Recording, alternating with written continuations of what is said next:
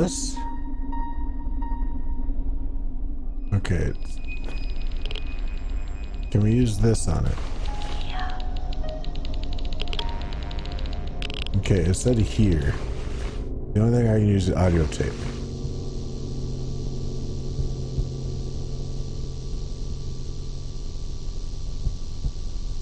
No, we're gonna need to use the camera. We're gonna have to, what, disable the security system somehow, or something? The Saxon Warrior. This battle helmet was discovered along the southeast coastline after coastal erosion destroyed a large stretch of the crumbling natural sea defense. The helmet is thought to belong to Ganwulf, son of Ealdwulf, and brother of Pendraig. Ganwulf is believed to have ruled the area now known as Saxon, although his crown and dynasty are unknown to modern history. It's a replica. Alright, now back out of this screen. I don't want to go in the door yet. I don't want to look at the exhibits first. Alright. Spivey's scope. In 1892, Walter Spivey, famous sea captain, found himself lost in a thick North Sea fog and headed for the rocks near the Martello Tower. Using his trustworthy telescope, Spivey was able to spot the church tower at Olcombe, peeping out from over the gray spectral mists. Realizing his ship's proximity to the rocks, Spivey was able to avert disaster and swore that his telescope could bring good luck to all that had the good fortune to employ its uses.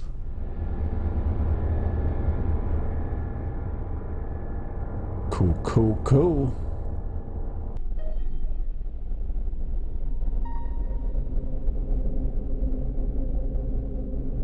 Butterflies. Butterflies. Sugar, baby.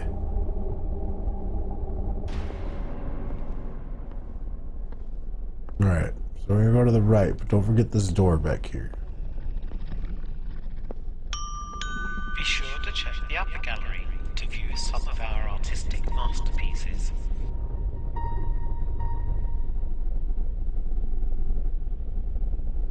Doke. Doke. The Saxon monster. The fossil you see before you is not that of a monster, but a North Sea trilobite.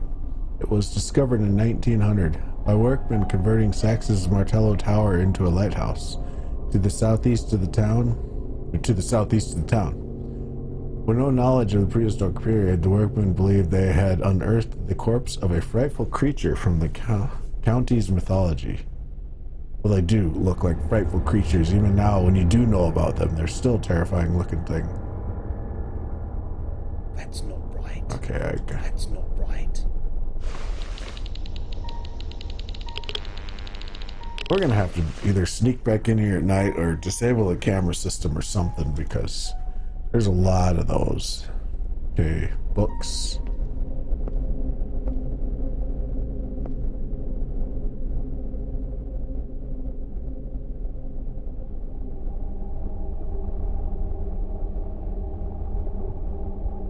Oh my goodness.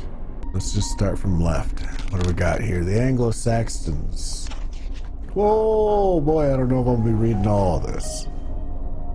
Dark Ages, as the name itself implies, have always been regarded as a dreadful historical abyss between the Romans and Norman civilizations. The native Britons, it was thought, were mere savages who, without outside assistance, were incapable of much except paganism and butchery, yet nothing could be further from the truth. In fact, this was an era in which the British civilization was being born. You may already know a few details, whether historical or textual, from this era. The writing and teaching of J.R.R. Tolkien featured stories and ideas regarding the Anglo-Saxons and the ancient folk of Anglia. The horse-whispering folk of Rohan are a good portrait of Anglo-Saxon life. Interesting. Both fantasy and fact are divided over how the Anglo-Saxons integrated themselves with the resident Britons after the departure of the Romans. Is that a growl? That's actually really spooky. I'm sitting here in the reading corner nook and I hear a growl behind me. In the 5th century BP, some believed it was by bloody dominant force, while others feel it must have been a mutual and logical step towards unification and sharing of minds. You could say that the Anglo-Saxons introduced Britain to wider trading, clear ideas of leadership and large-scale farming, the birth of a new world.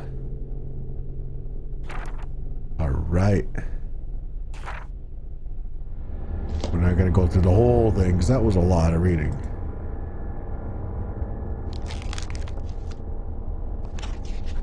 Born unto farming folk in the rich and fertile fields of Burnwell, Nancy was a happy girl. For some reason I thought that was unhappy. My brain is not working. Nancy was a happy girl without a trouble in this fair world until love stepped forth to claim her heart in the form of a local man, Frank Lanyon. Sadly, the lover's parents failed to share the joy of their partnership. Usually the way it goes, isn't it? Following secret trysts and romances, Nancy found herself burdened with a child. Fearing a terrible scandal, the young lovers were wrenched from each other's embrace and told never to meet again. Lanyon was sent to sea to serve his time on the stormy waves of the blustery channel. Nancy pined for her love, but the soft night breezes of the midsummer's eve carried no news of her lover. So Nancy chose to cast a spell, summoning the powers of the land to bring Frank to her side. Interesting. Holy cows.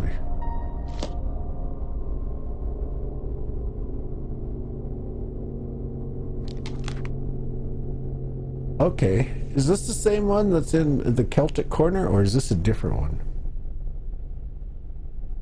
And we can use something on here too, but we can't use the camera. All Anglo-Saxon symbols have 4 meanings, based on the angle of the depiction. For example, the symbol for cave can be rotated to mean inside the cave, below the cave, above the cave, or outside the cave. Oh, that's gonna kill my brain. Likewise, the symbol for person can be rotated to mean man, woman, boy, or girl. A trained eye can spot subtle differences within the symbol and decipher the hidden message within. Combining symbols at different angles can create whole sentences, poems, and even directions like symbolic map markers to locations. Interesting. See, there's that growl again. If something's behind me and I'm gonna launch a hole right through my chair is what it'll do. Okay, what did I say? Olden families of Anglia. The Russets. The earliest mention of the Russet family tree in Anglia is from the Domesday Book of 1086, covering Saxon. The entry states that the Russets owned and farmed the land between Carrion Wood and Saxon. The land was mostly silt until the Middle Ages, when much of the land was drained of the Finland water and made suitable for the growing of crops, and much later the planting of orchards, for which the family would become famous. Eggers. Oh, that's just a creepy looking bunch right there. See? Normal Olden photo. What the hell? Once a large, wealthy, and well-known family, the Eggers have since vanished from Anglia completely. Partial immigration during the Victorian era saw many leave these shores to benefit from rich opportunity in the colonies. Of those that remained, four brothers that growl's killing me, man. Figure predominantly in the area of Saxon and Northfield, where they owned a house on Raven Lane. There seems to be some historical confusion as to which brothers lived at the house and their correct ages. A Thomas Egger is listed on the road screen at Northfield Church as being rector of the parish in 1799. This seems utterly impossible given that the very same Thomas Egger appears in the family portrait of 1899. Either the brothers had a particular sense of humor or Thomas Egger lived to be 100 or more. Of the brothers, it is Frederick Egger who is best known due to his work modernizing the town of Saxton, which includes the construction of the net store and rebuilding of the harbor wall. No mean feat in 1847. Nathaniel Egger is known for very little, although his life and attitude would suggest he craved fame, fortune, and power. It is rumored that a great ornate stone tomb containing his remains lays hidden between the huge pipe organ at Oldcombe Church. The organ itself, a monstrous machine powered by steam, was designed and built by Nathaniel himself. It is also thought that construction of the organ drove the remaining family members into utter poverty. Jeez. The Gurneys. Oh, so that did say Gurney. The Gurney family were once well known throughout Anglia. They arrived, as many did, after the Norman invasion of 1066. Taking land in Anglia, Cornwall, and Kent, the Gurney family soon became generous landowners and kind to those who tended their lands. The Gurneys' fields were abundant with crops, fruit, and livestock, meaning the family prospered throughout their existence. All right. Doggerland. The drowned world of Doggerland, where now the North Sea does eat away at England's coast. There was once a lair for a fair, fertile, and fantastic land. If you stand on the shore of modern-day Anglia and stare out at sea, it's hard to believe that the rolling, chilly waves now hide a land once populated by thousands of primitive farming folk hunters and tribal gangs. Ooh. Interesting.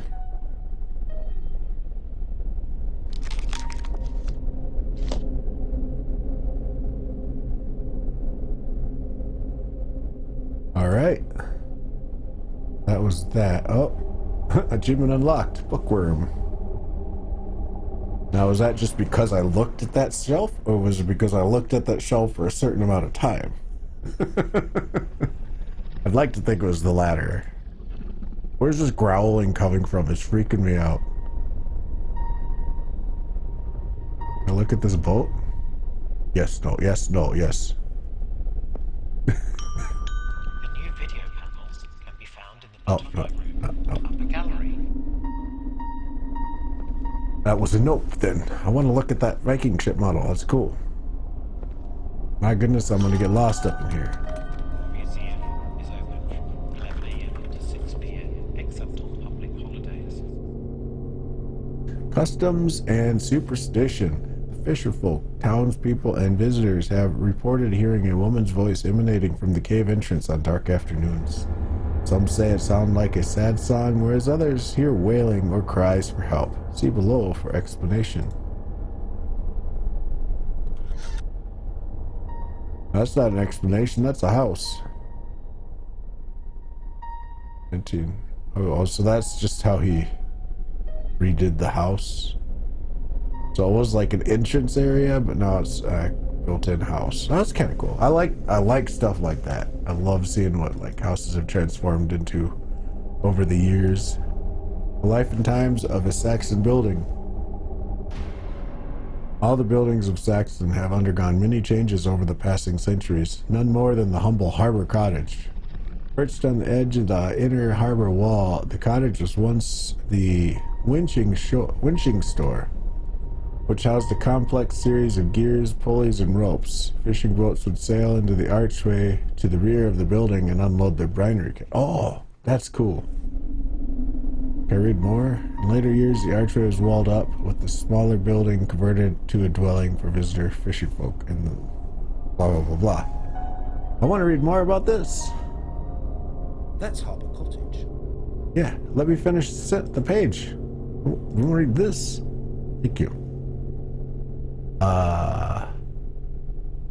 Converted to a dwelling for visiting fisher folk and those seeking shelter from the harsh North Sea. By now, the building had 2 floors, one for storing boats and equipment, and upper level for accommodation. A treacherous open trapdoor jointed the 2.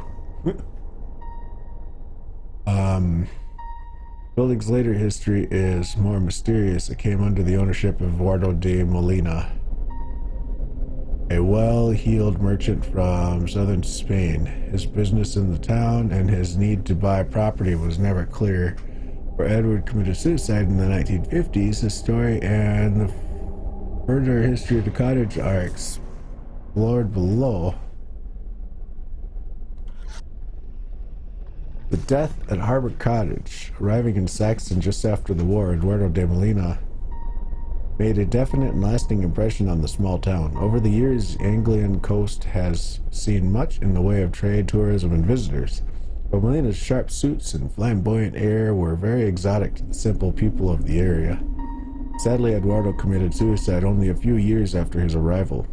By the time he had acquired properties such as the Watch House... by this time, he had acquired such property as the Watch House, Harbor Cottage, and Dickens House. In fact, his body was found in Harbor Cottage, dangling between the trapdoor and the lower levels. It is not known why Eduardo had chosen to hang himself in such a fashion, but local gossip hinted that he had experienced a great disappointment a few days before his death. It is believed that he had been searching for something connected with his family or business. Alright, interesting.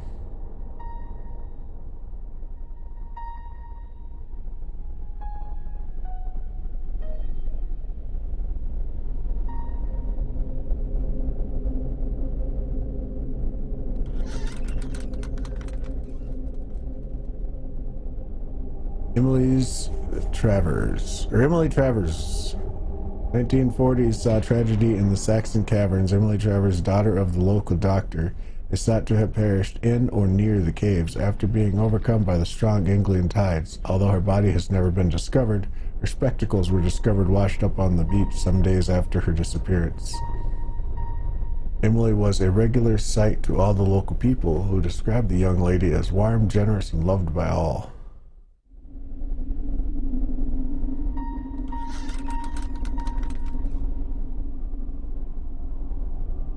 Usually these signs has 2 parts to them. I didn't realize that. Saxton Caverns.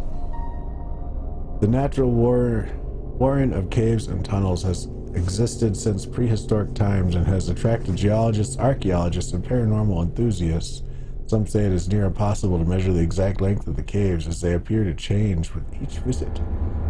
A polite warning to the curious. The local police encourage visitors to visit the few first meters of the cave, but not to venture any further. It is all too easy to become disoriented in the dark, damp, and deep caverns. Enjoy the caves, but do not put your life or loved ones at risk. Good words of advice. Nope, I wanted to... Can I go up one more? No, that's Emily. Some believe it is Emily's voice which has been heard calling from the Saxton Caverns, nicknamed the Siren's Cave, or singing on the spring breeze. Local fisherfolk refuse to leave the harbor if the sound of Emily's voice is heard. They believe she is attempting to warn them of impending doom on the North Sea. Fisherfolk world over are highly superstitious people. Even today, Emily's presence is felt around the town. A keen botanist, Emily was often to be found exploring the woodlands and cliff tops around the town, looking for rare plants and flowers. Some say it was her inquisitive nature which led to her untimely death. Of further note, Emily's beloved Squire, a terrier, is often seen around town. The lovable animal was said to search the town for its kindly owner. He died exactly 1 year after Emily's death. Aw, puppers.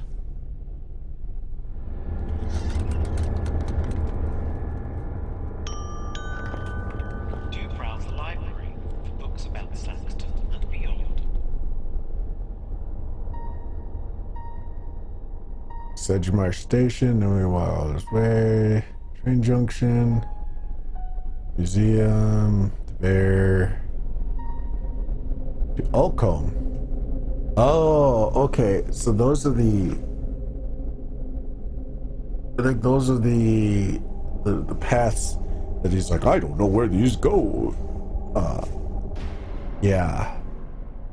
Those might go that way. Oh, this is the net store. Interesting. Alright. Hidden treasures of the Anglo-Saxons.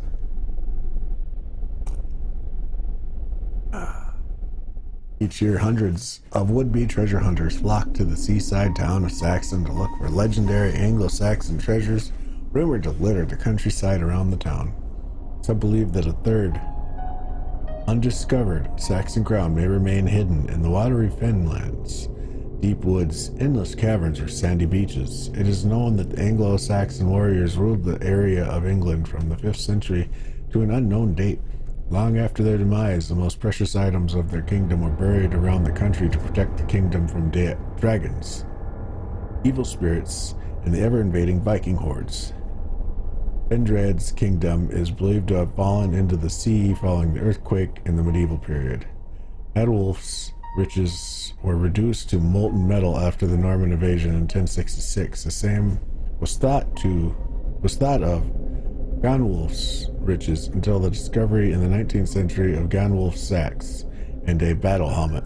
The former in the water of the Great Fen, the latter was exposed by high spring tides. Whenever your heart is broken.